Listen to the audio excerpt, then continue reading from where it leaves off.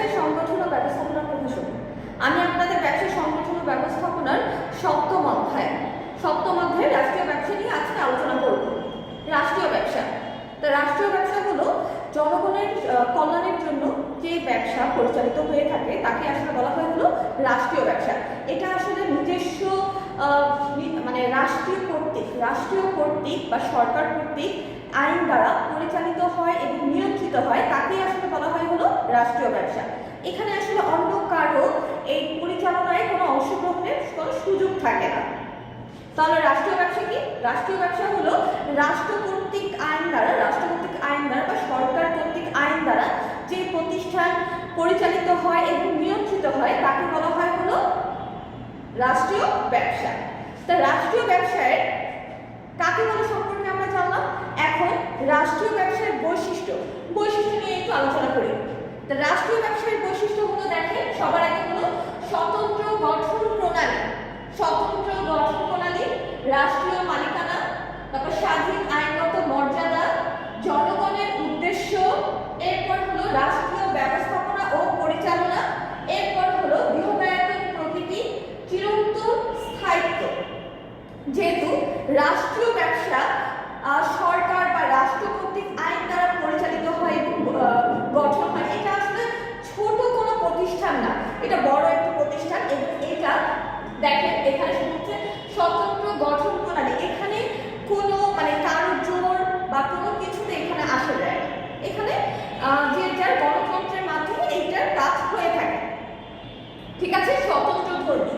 আচ্ছা, এরপর হলো রাষ্ট্রীয় মালিকানা। একটু আগে যেটা বললাম যে রাষ্ট্র কর্তৃক পরিচালিত হয় এবং নিয়ন্ত্রিত হয়, মানে এটার মালিকানা থাকে হলো রাষ্ট্রীয়, মানে রাষ্ট্রের সবাই। রাষ্ট্রে কারা থাকে? রাষ্ট্রে থাকে আমরা। তাহলে এটার মালিক কি? মালিক এক অর্থে কিন্তু আমরাই বলা চলে, কিন্তু এখানে মানে রাষ্ট্র মালিকানা। এখন আমরা এটাকে আমরা বলতে পারি সরকার, ঠিক আছে, সরকারি যে জিনিসগুলো সেটাকে আসলে বলা হয় হলো রাষ্ট্রীয় মালিকানা। আর সরকারের কি কি জিনিস থাকে সেটা হলো বিআরটিসি আছে, দেখেন ওয়াসা আছে, এগুলো কি আমরা যে বলতে পারি এটা আমার রাজত্ব না, এটা আপনার রাজত্ব না, এটা সরকারের, ঠিক আছে। তাহলে সরকারের এই মালিকানা থেকেই আসলে বলা হয় হলো রাষ্ট্রীয় ব্যবসা।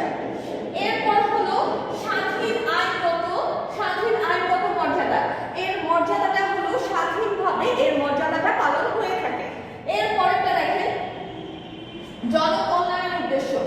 রাষ্ট্রীয় ব্যবসার প্রধান উদ্দেশ্যই হলো জনকল্যাণের উদ্দেশ্য, মানে জনগণের জন্যই হলো এই রাষ্ট্রীয় ব্যবসাটা তৈরি হয়ে থাকে। রাষ্ট্রীয় ব্যবসার প্রধান উদ্দেশ্য কি? জনকল্যাণ, মানে জনগণের কল্যাণের জন্যই আসলে রাষ্ট্রীয় ব্যবসাটা তৈরি হয়ে থাকে। এখন দেখেন রাষ্ট্রীয় ব্যবসা কি কি আছে। আমি একটু আগে বিআরটিসি বললাম, এরপর হলো চিনি কল, তারপর রাসায়নিক শিল্প, তারপর আমরা মনে করেন কোথাও ঘুরতে গেলে সেখানে কি থাকে? আমরা অবশ্যই মনে করি সেখানে কোনো আত্মীয় নেই, ঠিক আছে, ওখানে কোনো আত্মীয় নেই, তখন আমরা কোথায় থাকবো? অবশ্যই হোটেলে থাকবো। এই যে হোটেলে থাকতেছি, এটা কি পর্যটন শিল্পের মধ্যে পড়ে না?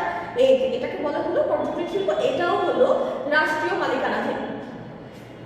এরপর হলো রাষ্ট্রীয় ব্যবস্থাপনা ও পরিচালনা। মালিকানা পরিচালনা একই কথা, যে রাষ্ট্র দ্বারা পরিচালিত হয় এবং নিয়ন্ত্রিত হয় দেখে একে আসলে বলা হয় হলো রাষ্ট্রীয় ব্যবসা। তো এইটা রাষ্ট্র দ্বারাই হলো পরিচালনা হয় এবং নিয়ন্ত্রিত হয়ে থাকে। এরপর বৃহদায়তন প্রতিষ্ঠান, এই প্রতিষ্ঠানটা যেহেতু রাষ্ট্রের দ্বারাই পরিচালিত হয়ে আছে, এটা আসলে ছোট কোনো প্রতিষ্ঠান না, এটা বড় প্রতিষ্ঠান, যার কারণে একে বলা হয় হলো এটা বৃহদায়তন প্রতিষ্ঠান। এরপরটা দেখেন চিরন্তন স্থায়িত্ব। এটার স্থায়িত্ব একদিন দুই দিনের জন্য না। আমাদের দেখেন আমরা দেখি হলো মুদির দোকান দেখি, তারপর হলো আশেপাশে অনেক দোকান দেখি, আজকে আছে কালকে নেই, কিন্তু ওয়াসা চলতেছে সেই অনেক আগে থেকে। তারপরে হলো ডাক বিভাগ, সে চলতেছে, ডাক বিভাগের কাজ অনেক বন্ধ হয়ে গেছে, তারপরে কিন্তু সেটা বন্ধ হয়নি, সেটা কিন্তু এখনো চলতেছে। তাহলে কি এটার স্থায়িত্ব চলতেই থাকবে। এটা স্থায়িত্ব হলো কি? চিরন্তন স্থায়িত্ব, মানে এটা সব সময় থাকবে। আমরা তাহলে রাষ্ট্রীয় ব্যবসায়ের হলো বৈশিষ্ট্য সম্পর্কে জানলাম, যে রাষ্ট্রীয় ব্যবসায় আসলে কি কি ধরনের বৈশিষ্ট্য থাকে। বৈশিষ্ট্য কি জিনিস? এখন যদি আপনাকে বলা হয় যে মনে করেন আমার সাথে আমার কোনো ফ্রেন্ড থাকলো, ঠিক আছে, তার বৈশিষ্ট্য আর আমার বৈশিষ্ট্য কিন্তু সেম না। দুইজনের মধ্যে যেই জিনিসগুলো বিদ্যমান, মানে আমার মধ্যে যেই জিনিসগুলো বিদ্যমান তাকে নিয়েই আসলে বলা হয় হলো আমি, এবং আমার ফ্রেন্ডের ভিতরে যেই জিনিসগুলো বিদ্যমান যেই মানে নেচার, ঠিক আছে, নেচার, তো সেইগুলো জিনিসকে নিয়ে আসলে বলা হয় হলো বৈশিষ্ট্য। তো বৈশিষ্ট্য সম্পর্কে আমরা জানলাম। এরপর হলো রাষ্ট্রীয় ব্যবসার উদ্দেশ্য। রাষ্ট্রীয় ব্যবসার আসলে উদ্দেশ্য কি, তাদের আসলে কেন রাষ্ট্রীয় ব্যবসাটা করা হয়। এদের উদ্দেশ্য হলো, প্রথমেই হলো প্রধান উদ্দেশ্য হলো জনকল্যাণ, ঠিক আছে। রাষ্ট্রীয় ব্যবসার প্রধান উদ্দেশ্যই হলো জনকল্যাণ। কারণ হলো মানুষের সুবিধার জন্য বা জনগণের সুবিধার জন্য বা জনগণের কল্যাণের জন্য আসলে এই ব্যবসাটা করা হয়ে থাকে। জনগণের কল্যাণের জন্য আসলে এই ব্যবসাটা করা হয়ে থাকে। তো এটা হলো প্রধান উদ্দেশ্য। এরপরে হলো অর্থনৈতিক ব্যবস্থার পরিবর্তন। অর্থনৈতিক ব্যবস্থার পরিবর্তন বলতে হলো আমি যে অবস্থাটা আছি সেটা আসলে কি পরিবর্তন হয়ে থাকে, সেটা চেঞ্জ, পরিবর্তন ইংলিশ আমরা জানি, সেটা হলো চেঞ্জ। তা অর্থনৈতিক ব্যবস্থার হলো পরিবর্তন হয়ে থাকে। আমরা মনে করেন এটা উদাহরণ কি দেওয়া যেতে পারে, আমরা কোথাও যাচ্ছি বা কোথাও কিছু করছি, তখন এই সঠিকভাবে আমার অর্থনৈতিক ব্যবস্থার যেন চেঞ্জ আসে। অবশ্যই আমরা যে কোনো জিনিস, ব্যবসার প্রধান উদ্দেশ্য কি মুনাফা অর্জন করা, মুনাফা অর্জন করা, কিন্তু রাষ্ট্রীয় ব্যবসার মূল উদ্দেশ্য হলো জনকল্যাণ করা, ঠিক আছে, জনগণের কল্যাণ। আর এখানে দ্বিতীয় নম্বরে আছে হলো অর্থনৈতিক ব্যবস্থাগুলো পরিবর্তন হয়ে থাকে, মানে অর্থনৈতিক আমাদের যা আছে তার থেকে হলো সুবিধার জন্য, তাদের উন্নতির জন্য যা করা হয়ে থাকে তাকেই বলা হয় হলো অর্থনৈতিক ব্যবস্থার পরিবর্তন। এরপর হলো সম্পদের সুষম বন্টন। সম্পদের সুষম বন্টন বলতে বোঝায় হলো সম্পদ যেন সঠিকভাবে আমি, মনে করেন আমার কাছে আছে 10 টাকা, ঠিক আছে, সেই 10 টাকাকে আমি ভাগ করলাম যে আমি এই কাজটা করবো, 2 টাকা আমি এই কাজ করবো, 3 টাকা আমি ওই কাজ করব, বাকি 2 টাকা আমি এটা করব, বা বাকি 5 টাকা আমি ওই কাজ করব। এই যে সম্পদকে সঠিকভাবে ব্যবহার করাকেই বলা হয় হলো সম্পদের সুষম বন্টন। সম্পদটাকে সঠিকভাবে ব্যবহার করাকেই আসলে বলা হয় হলো সম্পদের সুষম বন্টন। তাহলে আমরা সম্পদের সুষম বন্টন সম্পর্কেও জানলাম। এরপর হলো একচেটিয়া ব্যবসায়েরও, একচেটিয়া ব্যবসা থেকে এটা দূরে থাকে। একচেটিয়া ব্যবসা মনে করেন যে কোনো একটা ব্যবসা এটা চলতেই আছে, সেই জিনিসটাকে আসলে রোধ করে হলো এই রাষ্ট্রীয় ব্যবসা।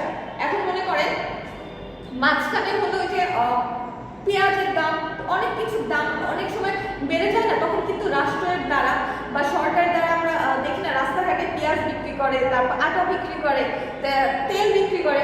এই জিনিসটা রোধ করার জন্য কি রাষ্ট্রীয় ব্যবসা কিন্তু মুখ্য উদ্দেশ্য পালন করে থাকে। এরপর হলো সুষম শিল্পায়ন। শিল্পায়ন হলো শিল্পের উন্নয়নকে আসলে বলা হয় হলো শিল্পায়ন। তা সুষম শিল্পায়ন হলো সঠিকভাবে শিল্পকে উন্নয়ন করাকে আসলে বলা হয় হলো সুষম উন্নয়ন, শিল্পায়ন। আচ্ছা, এরপর হলো মুদ্রা ব্যাংক ব্যবস্থার নিয়ন্ত্রণ।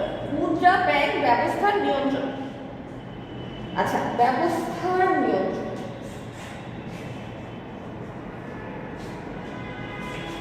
মুদ্রা আর হলো ব্যাংক ব্যবস্থার বিভিন্ন ধরনের কাজের নিয়ন্ত্রণ করে থাকে সেই রাষ্ট্রীয় ব্যবসা। তা রাষ্ট্রীয় ব্যবসা শুধুমাত্র যে এই উপরের কাজগুলো যে করে থাকবে তা না, সেটা হলো মুদ্রা ও ব্যাংক ব্যবস্থারও নিয়ন্ত্রণ করে থাকে। এরপরেরটা হলো দেশ রক্ষা শিল্প পরিচালনা। দেশের বিভিন্ন ধরনের রক্ষার জন্য শিল্পের বিভিন্ন পরিচালনা করে থাকে সেই রাষ্ট্রীয় ব্যবসায়ী। এছাড়াও আমরা তারপর গুরুত্বপূর্ণ ওষুধ ও ভেষজ, আচ্ছা, বিভিন্ন ধরনের ওষুধ, তারপরে হলো ক্ষতিকর পণ্য থেকে হলো নিয়ন্ত্রণও করে থাকে হলো রাষ্ট্রীয় ব্যবসা। এখন এই কথা দ্বারা কিন্তু আপনারা নিজেরাও বুঝতেছেন যে এটা আসলে কি বোঝাচ্ছে, যে মনে করেন দেশের কোনো জিনিসের কোনো ক্ষতিকারক কোনো জিনিস যদি থাকে সেটা থেকেও আসলে নিয়ন্ত্রণ করে থাকে হলো রাষ্ট্রীয় ব্যবসা। এরপর হলো মৌলিক শিল্প প্রতিষ্ঠা।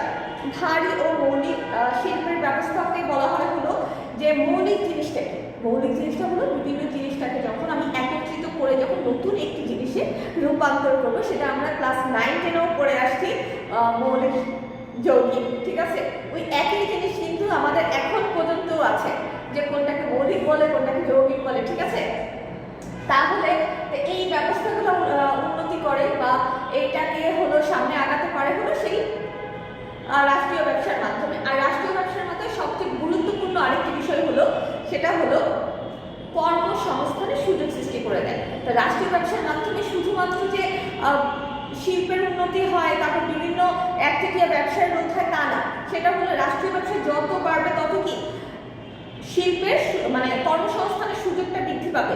আর কর্মসংস্থানের সুযোগ বৃদ্ধি পেলে কি বেকারত্ব হ্রাস হবে। তাহলে শুধুমাত্র যে নিজেদের বা জনগণের উদ্দেশ্যের জন্য যে কাজ করা হচ্ছে, এটার মুখ্য উদ্দেশ্যই হলো কি জনকল্যাণ, আর হলো কি এই যে কর্মীদের সুযোগ দিচ্ছে, যার কারণে দেশের একটি বড় ধরনের একটি বাধা থেকে কিন্তু দূর করছে হলো এই রাষ্ট্রীয় ব্যবসায়। কারণ হলো জনগণ থেকেই তো এই কর্মসংস্থানের সুযোগ সৃষ্টি করা হচ্ছে। তাহলে আমরা রাষ্ট্রীয় ব্যবসায় উদ্দেশ্য সম্পর্কে জানলাম, বৈশিষ্ট্য সম্পর্কে জানলাম, আপনার বাসায় অবশ্যই পড়ে নেবেন। আর এছাড়াও রাষ্ট্রীয় ব্যবসায়ের হলো আপনাদের বলে দিচ্ছি যে রাষ্ট্রীয় ব্যবসায়ের আচ্ছা প্রকারভেদ, এখানে প্রকারভেদটা আছে যে রাষ্ট্রীয় ব্যবসায়ের বইয়ে আপনি একটু দেখে নেবেন। বইয়ে হলো 321 নম্বর পৃষ্ঠা, 321 নম্বর পৃষ্ঠায় দেখে নেবেন হলো রাষ্ট্রীয় ব্যবসার প্রকারভেদ, সরকারি, তারপর বিধিবদ্ধ, সরকারি কোম্পানি, তারপর বোর্ড শাসিত প্রতিষ্ঠান। তো এগুলো পড়ার পরেও আপনাদের প্রত্যেকটা রাষ্ট্রীয় ব্যবসার আছে, যেমন ওয়াসা বলেন, ওয়াসা কত সালে প্রতিষ্ঠিত হয়েছে, এখানে আপনাদের বোঝানোর মতো তেমন কিছুই নেই, এই অধ্যায়ের বোঝানোর মতো তেমন কিছুই নেই। কিন্তু আরেকটা জিনিস মোস্ট ইম্পর্টেন্ট, আপনারা একটু দেখে নেন, দেখতে পাচ্ছেন কিনা আমি আসলে বুঝতেছি না, হ্যাঁ দেখা যাচ্ছে, এই যে 7.7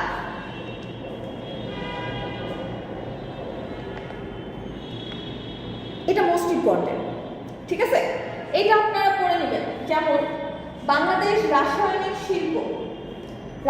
শিল্প সংস্থা, এটা ব্যবসায়ের প্রকৃতি হলো শিল্প, এটা ব্যবসায়ের প্রকৃতি হলো শিল্প, আর নিয়ন্ত্রণকারী প্রতিষ্ঠানের নাম হলো শিল্প। মানে এটার ব্যবসার প্রকৃতি সম্পর্কে বলা হয়েছে, এটার একটা পার্ট। আর হলো এটাকে নিয়ন্ত্রণ করে কারা, এটা নিয়ন্ত্রণ কারা করে সেটাও এখানে উল্লেখ আছে। তা এই জিনিসটা আপনাদের পড়ে রাখতে হবে। এইখান থেকে শুধুমাত্র এই 7.7 থেকে আপনারা 2 মার্ক পাবেন। বোঝা গেল? এখান থেকে আপনারা টোটাল 2 মার্ক পাবেন শুধু এইটা পড়লে। এইটা পড়লেই আপনারা 2 মার্ক পাবেন, কারণ হলো এখান থেকে আপনাদের এমসিকিউ আসবে। এই এমসিকিউ থেকে আপনাদের 2 মার্ক করে নিতে হবে। ঠিক আছে, তারপর এটা শর্ট ফর্ম লেখা থাকবে, সেটাকে আপনাকে হলো ফুল ফর্মে রূপান্তর করতে হবে। যেমন এখানে বিসিআইসি লেখা, টিসিবি লেখা। ঠিক আছে, তারপর হলো পাটকলটা লেখা হলো BJMC, বাংলাদেশ পাটকল সংস্থা, এটা শর্ট ফর্ম। ঠিক আছে, তারপর হলো বাংলাদেশ ব্যাংকের হলো প্রকৃতি হলো কেন্দ্রীয় ব্যাংক, আর এটা নিয়ন্ত্রণকারী মন্ত্রণালয়ের নাম হলো অর্থ মন্ত্রণালয়, এটাকে হলো নিয়ন্ত্রণ করে থাকে। তাহলে কোন মন্ত্রণালয় হলো এদেরকে নিয়ন্ত্রণ করে সেটা কিন্তু এখানে উল্লেখ করা হচ্ছে। তো এই জিনিসগুলো আপনারা পড়ে নেবেন। এখানে টোটাল আছে হলো 14টা: বাংলাদেশ রাসায়নিক শিল্প সংস্থা, বাংলাদেশ পাটকল সংস্থা, বাংলাদেশ বিদ্যুৎ উন্নয়ন বোর্ড, বাংলাদেশ বাণিজ্যিক সংস্থা, বাংলাদেশ ব্যাংক, বাংলাদেশ সড়ক পরিবহন সংস্থা, বাংলাদেশ রেলওয়ে, বাংলাদেশ পর্যটন সংস্থা, বাংলাদেশ বিমান, বাংলাদেশ বন উন্নয়ন সংস্থা, বাংলাদেশ বাংলাদেশ অভ্যন্তরীণ জল পরিবহন সংস্থা, বাংলাদেশ বস্ত্রকল সংস্থা, বাংলাদেশ টেলিগ্রাম ও টেলিফোন বোর্ড, বাংলাদেশ তৈল গ্যাস ও খনিজ সম্পদ সংস্থা। এদেরকে প্রকৃতি, এটা কোন প্রকৃতির মধ্যে পড়ে এবং এদেরকে নিয়ন্ত্রণ করে কোন মন্ত্রণালয়, আছে। তো এই জিনিসগুলো পড়তে হবে। এর সাথে হলো দেখেন, আপনারা একটু বইটা খুলে দেখবেন, এখানে আপনাদের বোঝানোর মতো তেমন কিছুই নেই। কারণ হলো ওয়াসা বলেন, তারপর এখানে যতগুলো আমি 14টার নাম বললাম, সেই 14টা নামের মধ্যে এগুলোর মধ্যে আপনারা দেখবেন হলো কত সালে হয়েছে, কত সালে আবার নতুন কিছু অ্যাড হলো, তারপর কত সালে এখান থেকে বিচ্ছিন্ন হয়ে গেল বাংলাদেশ রেলওয়ে যেটা আছে, তারপরে হলো বাংলাদেশ ডাক বিভাগের নতুন যে অনেক কিছু সংযোজন হয়েছে সেগুলো আপনাদের পড়ে নিতে হবে, সংযোজন হয়েছে নতুনগুলা। তারপর হলো বাংলাদেশ রেলওয়ে কত সালে বাংলাদেশে এসেছে, কত সাল থেকে শুরু হয়েছে। তো এই জিনিসগুলো আপনাদের মাথায় রেখে, এবং এখান থেকে কি ধরনের প্রশ্ন আপনারা বলতে পারেন যে ম্যাম আমি পড়লাম, সবগুলাই পড়লাম, কিন্তু এখান থেকে কি ধরনের কোশ্চেন আসবে, মানে কেমন আসবে। এখন আপনাদের একটা সৃজনশীল এরকম আসলে যে আমি বাসা থেকে বের হলাম, আপনাদের জুম ক্লাস থেকে আমি বুঝিয়েছি, জুম ক্লাসে অনেকে ছিলেন না, যার জন্য আমি এটা আবার রিপিট করছি। আমি বাসা থেকে বের হলাম, হয়ে আমি কোনো একটি বাসের সহায়তায় আমি আমার গন্তব্য স্থানে চলে গেলাম। এখানে আমি যে বাসে উঠলাম, এটা কোন ধরনের ব্যবস্থার মাধ্যমে আমি বা কোন ধরনের রাষ্ট্রীয় ব্যবসার সহায়তায় আমি একটা জায়গায় পৌঁছালাম। তাহলে এখানে যে বাসের মাধ্যমে যে আমি একটা জায়গায় পৌঁছালাম সেটা কি বিআরটিসি। এখন মনে করেন যে আমি এরকম লেখা থাকলো যে আমি একটা জায়গায় গেলাম, ঘুরতে গেলাম, ঠিক আছে, ঘুরতে যাওয়ার পর সেখানে আমি কোনো একটা হোটেলে থাকছি এবং বিভিন্ন ধরনের ঝামেলা থেকে সহায়তা করার জন্য আমাকে হেল্প করছে একটা প্রতিষ্ঠান। সেই প্রতিষ্ঠানের নাম কি? সেই প্রতিষ্ঠান হলো বাংলাদেশ পর্যটন শিল্প, ঠিক আছে। এই যে আপনারা যখন বাইরে বিভিন্ন জায়গায় ঘুরতে যান, তখন রাস্তাঘাটে লেখা থাকে না যে আপনাদের সহায়তায় এখানে ফোন দেন, ওখানে ফোন দেন। এইগুলাকেই কিন্তু সকল এই যে বাইরে ঘুরতে গেলে বিভিন্ন ধরনের এই জনকল্যাণের জন্য বা নিজেদের হেল্পের জন্য যারা সহায়তা করে থাকে তাকেই আসলে বলা হয় হলো রাষ্ট্রীয় ব্যবসা। তাহলে রাষ্ট্রীয় ব্যবসা সম্পর্কে আমরা জানতে পারলাম, এবং রাষ্ট্রীয় ব্যবসায় কীভাবে প্রশ্নগুলো আসবে সেগুলোও আমরা জানতে পারলাম।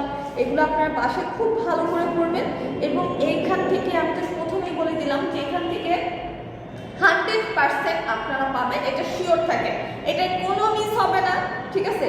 এখান থেকে কখনো মিস হয় এরকম কোনো রেকর্ড নাই, ঠিক আছে। নাই যেহেতু এটা করতে হবে, এবং ওই 4টা থেকে 7.7 মোস্ট ইম্পর্টেন্ট 7.7 শর্ট ফর্ম এবং ফুল ফর্ম। শর্ট ফর্ম এবং ফুল ফর্ম খুব ভালো করে করতে হবে, কারণ এখান থেকে আপনাদের 2 মার্ক আসবে, আমি বলেই দিয়েছি 2 মার্ক আসবে। 2 মার্কটা খুব ভালো করে করবে এবং ওখান থেকে আপনাদের প্রশ্ন আসবে, ঠিক আছে। তো এই জিনিসগুলো আপনারা করে নেবেন। আর হলো রাষ্ট্রীয় ব্যবসা কেন সফল হতে পারে না সেই কারণগুলো, এই যে জিনিসগুলো বাকি যে জিনিসগুলো আছে সেটা হলো আপনাদের 2 মার্কের জন্য আসবে। তো 2 মার্কের জন্য তো অবশ্যই করতে হবে আপনাদের যে 2টা এখান থেকে সৃজনশীল আসে, ঠিক আছে। 2টা সৃজনশীল আসে। আমি প্রথম থেকে বলে আসছি যে আপনাদের এই সাবজেক্টে আপনার ইচ্ছা করলে A+ পাবেন, ইচ্ছা করলে, কিন্তু আপনাদের ইচ্ছাটা হয় না কেন জানি। আমি দেখি আপনাদের এই সাবজেক্টে A+ পাওয়ার ইচ্ছাটা খুবই কম। কেন আমি আসলে নিজেও জানি না, কারণ হলো এটা লিখতে হয় দেখে, আর অনেকটা হলো যে এটা পাওয়া অনেক ইজি দেখে এর জন্য আপনাদের পড়তে ইচ্ছা করে না। ফিনান্স বলেন, তারপর বলেন, অ্যাকাউন্টিং বলেন, এগুলোই আসলে অনেক কষ্ট করে নাম্বার উঠাতে হয়, এইগুলা পড়তে খুব মজা লাগে, ঠিক আছে। কিন্তু এটাতে অনেক ইজি আপনারা পেয়ে যাচ্ছেন হলো নাম্বার, এর জন্য এটা পড়তে ইচ্ছা করে না, মানে হাতের কাছে পাওয়া জিনিস ভালো লাগে না, এটাই হলো মূল ফ্যাক্ট। এখন এটা আর বলে লাভ নেই। এখন আপনারা চেষ্টা করবেন হলো আপনারা যেন এই সাবজেক্টে A+ পান, খুব ইজি। এবং আমি প্রত্যেকটা ক্লাসে বলে দিই যে এখান থেকে এই 2 মার্ক আসবে, এখান থেকে 5 মার্ক আসবে, এখান থেকে 10 মার্ক আসবে। এই জিনিসগুলো যদি আপনারা মাথায় রেখে পড়েন তাহলে কিন্তু আপনার পরীক্ষায় একটা ভালো রেজাল্ট করবেন, ঠিক আছে। যে আমি কিন্তু প্রত্যেকটা অধ্যায়ে ঢুকেই কিন্তু মার্ক যেটা আমার সামনে পড়ে আমি কিন্তু বলে দিই যে এখান থেকে এই মার্কটা আসবে, ওখান থেকে ওই মার্কটা আসবে। এই জিনিসগুলো যদি আপনারা কষ্ট করে পড়েন তাহলে কিন্তু আপনাদের পরীক্ষা অনেকটা হেল্প হয়ে যায়। আর শুধুমাত্র যে ফাইনালের জন্যই আমি বলছি তা না, সামনে যত পরীক্ষায় আসবে ওখান থেকে কিন্তু আসবে, সামনে যে আপনাদের পরীক্ষা ওখান থেকেও কিন্তু আসবে। কারণ হলো এছাড়া আমরা প্রশ্ন কোথা থেকে বানাবো বলেন? ইম্পর্টেন্ট জিনিস থেকেই তো আমরা বানাবো। যে ফাইনালে যে জিনিসটা আসবে সেটা বাদ দিয়ে কি আমরা অন্য কিছু দিতে পারি? অন্য কিছু দিব না। তার মানে কি এই সাজেশনগুলো শুধুমাত্র যে আপনাদের ফাইনালের জন্য তা না, আপনার সামনে যত পরীক্ষা আছে এইটা থেকেই আসবে। তাহলে আজকে এই পর্যন্তই। আল্লাহ হাফেজ। বাসায় পড়াশোনা করবেন। আল্লাহ হাফেজ।